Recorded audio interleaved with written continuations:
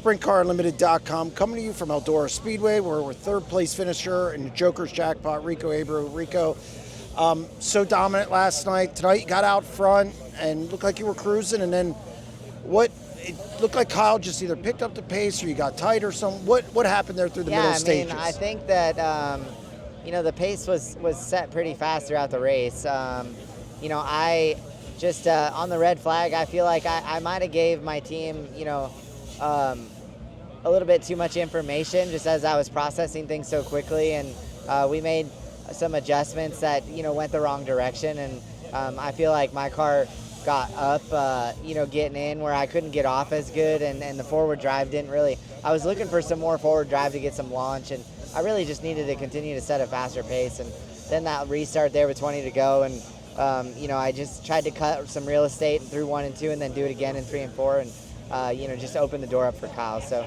you can't make mistakes racing against Kyle Larson or any of these guys. These guys are just such high profile drivers that don't make mistakes, and really dissecting the race. The harder I ran, I felt like the freer I was, and then we put fuel in the car, and I was just up and out of the track, so it was really tricky to manage 3 and 4 for me, just trying to set the pace Kyle and Anthony were setting. Once you get past then too, you're back there battling with guys, and it's so difficult. The restarts were hectic. What's it like, kind of battling with 3 or 4 guys after losing the lead? It's just so hard to lose spots. Yeah, you have to be really disciplined without and not lose your momentum or your cool, or just make sure you continue to hit your marks. And that's one thing I really try to focus on.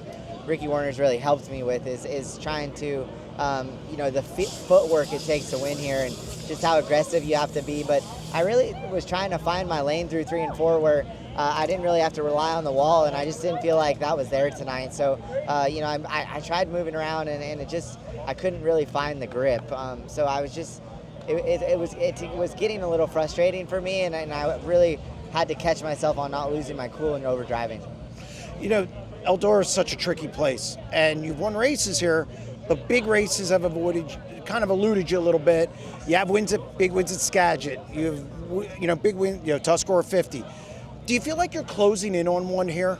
Yeah, I think that these winning here, it's not given to you. And you have to earn these races. I just look back at my career at Tuscarora 50 and Port Royal Speedway, and the few times that I had part failures leading the Tuscarora 50 or in the hunt to win, and and then you really start to become emotionally attached to these racetracks, especially a place like Eldora, Knoxville, Skagit, Port Royal, where there's these crown jewel events that mean so much for race teams, for the fans. The energy is really high at these places, and I just continue to come back, continue to be positive, learn what things go wrong and go right, and you don't make you can't make the same mistakes twice. So really, I just this place is done a lot to me, good and bad, and I just continue to respect it and allow it to give me what it gives me.